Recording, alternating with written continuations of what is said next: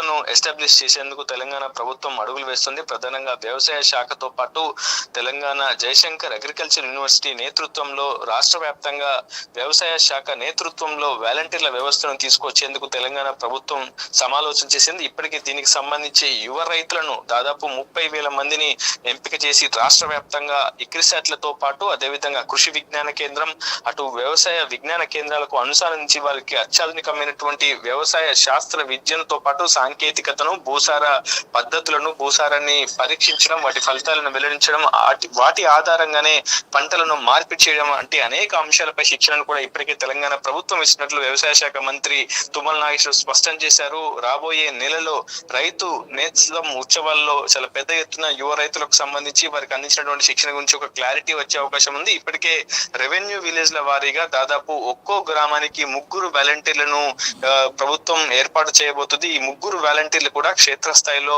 అటు పంట మార్పిడి విధానాలను కావచ్చు, భూసార పద్ధతులను భూసారాన్ని పరీక్షించిన తర్వాత వాటికి అనుగుణంగా ఆయా పంటల్లో ఆయా నేలల్లో ఏ పంటను వేస్తే ఎక్కువగా పంట దిగుబడి అధికంగా ఉంటుందనే అంశాలకు సంబంధించి శిక్షణ ఇచ్చినటువంటి ఆ యువ వాలంటీర్లంతా కూడా మరికొద్ది రోజుల్లోనే అందుబాటులోకి రానున్నారు. ప్రస్తుతం తెలంగాణ ప్రభుత్వంతో పాటు వ్యవసాయ శాఖ ఈ కార్యక్రమాన్ని పూర్తి స్థాయిలో దిగ్విజయంగా నిర్వహిస్తుంది. మరికొద్ది రోజుల్లోనే శిక్షణ పూర్తి చేసుకున్నటువంటి సదరు సాయిల్ హెల్త్ వాలంటీర్లు రంగంలోకి రాబోతున్నారు. అయితే గతంలో ఎన్నడూ లేని విధంగా దేశంలో ఎక్కడా లేని విధంగా ఇప్పటి వరకు మనం ఆరోగ్య భద్రత కార్డులను చూసాం. కేవలం మనుషులకు మాత్రమే ఆరోగ్యం హెల్త్ కార్డుకు సంబంధించి ఒక సిస్టమ్ ని ప్రభుత్వాలు ప్రొవైడ్ చేస్తూ వచ్చాయి. కానీ మొట్టమొదటిసారి దేశంలో ఎక్కడా లేని విధంగా భూములకి కూడా ఒక ఆరోగ్య భద్రత కార్డు కావచ్చు, ఆరోగ్య క్యాలెండర్ ని కూడా ప్రభుత్వం విడుదల చేయబోతుంది. సో సాయిల్ హెల్త్ కార్డులు ఆ యొక్క భూమి యొక్క పంట ఏ విధంగా వేయాలి, ఎటువంటి పంటను వేయాలి, ఏ పంటకి ఎక్కువగా డిమాండ్ ఉంది, ఆ పంటకి ఎక్కువగా ఎటువంటి దిగుబడి రావాలంటే ఎటువంటి కెమికల్స్ ను వాడకుండా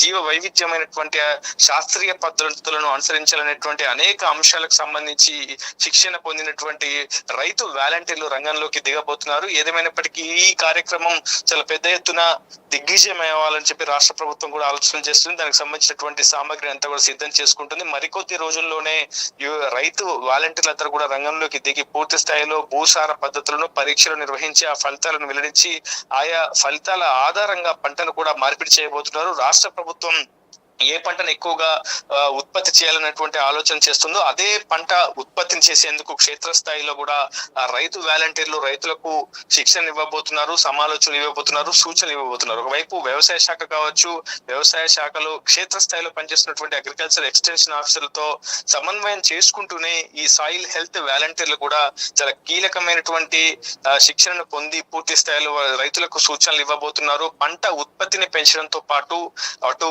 కమర్షియల్ గా పంటను ఏ విధంగా వాడుకోవాల్సి ఉంటుంది. ఒకవైపు అంతర పంటను వేసినప్పుడు అంటే ఉదాహరణకు పామాయిల్ పంటను వేస్తూనే అంతరంగా వరి, మొక్కజొన్న, పత్తి వంటి కూడా పంటలను కూడా పండించేందుకు కూడా పూర్తి స్థాయిలో శిక్షణ తీసుకున్నటువంటి సదరు రైతు వాలంటీర్లు రంగంలోకి దిగి పూర్తి స్థాయిలో వ్యవసాయాన్ని శాస్త్రీయ పద్ధతిలో సాగిస్తూనే మరింత ఉత్పత్తిని సాధించేలా పూర్తి స్థాయిలో వ్యవసాయ శాఖ కసరత్తు చేస్తుంది. ఒకవైపు కృషి విజ్ఞాన కేంద్రాలు, మరోవైపు ICRISAT, professor Jayashankar agriculture university వంటి చాలా కీలకమైనటువంటి శాస్త్రవేత్తలతో కూడా ప్రస్తుతం వాలంటీర్లకు శిక్షణ అందిస్తుంది తెలంగాణ ప్రభుత్వం. ఏదేమైనప్పటికీ దేశంలో ఎక్కడా లేని ఒక సాయిల్ హెల్త్ వాలంటీర్ల వ్యవస్థను ప్రస్తుతం తెలంగాణ ప్రభుత్వం తీసుకురావడం పట్ల రైతు సంఘం నేతలతో పాటు అటు రైతులు కూడా హర్షాతిరేకాలు వ్యక్తం చేస్తున్నారు. Srinivas, thank you Uday. ఇది మొత్తం మీద తెలంగాణ రాష్ట్ర వ్యాప్తంగా 30,000 మంది వాలంటీర్లను నియమించబోతున్నట్టుగా తెలుస్తూ ఉంది. ప్రధానంగా వీళ్ళు రైతులకు సలహాలు, సూచనలు ఇవ్వడం, రైతులు పండిస్తున్నటువంటి పంటల విషయంలో వారు అక్కడ సాయిల్ టెస్ట్ చేసి మరి ఎలాంటి పంట వేయాలనేటువంటి విషయంలో అక్కడ ధృవీకరణ చేయడం, రైతులకు సంబంధించే వీరి యొక్క పని అయితే ఉండబోతున్నట్టుగా తెలుస్తూ ఉంది. గ్రామానికి 3 నియమించబోతున్నట్టుగా చెప్తా ఉన్నారు. కొన్ని తక్కువ జనాభా ఉంటే అక్కడ ఒకరిద్దరినే నియమించడం, తక్కువ రైతులను బట్టి ముఖ్యంగా రైతులు పండించేటువంటి పంటల విషయంలోనే రైతులకు ఈ యొక్క సేవలు వినియోగించాలని చెప్పేసి కూడా యోచిస్తున్నట్టుగా తెలుస్తూ ఉంది. ముఖ్యమంత్రి రేవంత్ రెడ్డి నియోజకవర్గమైనటువంటి కొడంగల్ నుంచే ఈ యొక్క పైలట్ ప్రాజెక్ట్ ప్రారంభించబోతున్నట్టుగా తెలుస్తూ ఉంది.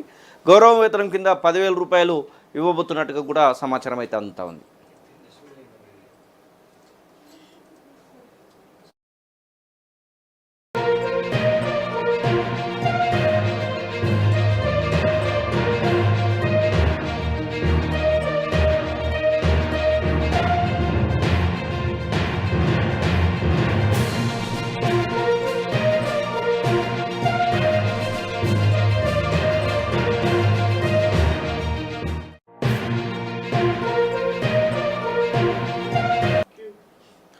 తెలంగాణలో ఒక కొత్త ఆవిష్కరణ జరగబోతుందా?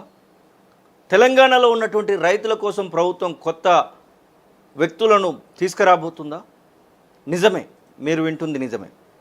తెలంగాణ రాష్ట్రంలో కూడా వాలంటీర్ల వ్యవస్థను తీసుకురావాలని ప్రభుత్వం యోచిస్తున్నట్టుగా తెలుస్తూ ఉంది. దానికి సంబంధించి ఇప్పటికే వ్యవసాయ శాఖ మంత్రి తుమ్మల నాగేశ్వరరావు సూత్రప్రాయమైనటువంటి నిర్ణయాన్ని కూడా ప్రకటించినటువంటి పరిస్థితి. మే 4 నుంచి జరిగేటువంటి రైతు వారోత్సవాల్లో దీనికి సంబంధించినటువంటి ప్రకటన కూడా చేయబోతా ఉన్నారంట. తెలంగాణలో వాలంటీర్ల వ్యవస్థను తీసుకురావాలని చెప్పి ఆలోచిస్తున్నట్టుగా తెలుస్తూ ఉంది. ప్రధానంగా గ్రామాల్లో ఉన్నటువంటి రైతులకు సాయిల్కు సంబంధించి సమాచారం ఇవ్వడానికి, ఎలాంటి పంటలు వేయాలనేటువంటి విషయంలో వారికి సలహాలు సూచనలు ఇవ్వడానికి రైతు ఉత్సవాల్లో ఈ యొక్క ప్రకటన చేయబోతున్నట్టుగా తెలుస్తూ ఉంది. వాలంటీర్లకి 10,000 చొప్పున గౌరవ వేతనం కూడా ఇవ్వబోతున్నట్టుగా తెలుస్తూ ఉంది. గ్రామానికి 3 చొప్పున నియమించబోతున్నారని చెప్పేసి సమాచారం. ఇక గ్రామాలలో ఈ యొక్క వాలంటీర్ల వ్యవస్థ వస్తే ఖచ్చితంగా బెనిఫిట్ ఉంటుంది అని చెప్పేసి ఆలోచిస్తున్నటువంటి సీఎం రేవంత్, అలాగే వ్యవసాయ శాఖ మంత్రి తుమ్మల నాగేశ్వరరావు సీఎం నియోజకవర్గాన్ని మొదట పైలట్ ప్రాజెక్ట్గా తీసుకోబోతున్నట్టుగా చెప్తా ఉన్నారు. సీఎం నియోజకవర్గం నుంచే ఈ యొక్క పైలట్ ప్రాజెక్టు ప్రారంభం కాబోతుందంట. 30,000 మందిని నియమించి 30,000 మందితో ఈ యొక్క వాలంటీర్ల వ్యవస్థను పటిష్టం చేసి, ఇక ముఖ్యంగా రైతులకు కావాల్సినటువంటి ఈ యొక్క సలహాలు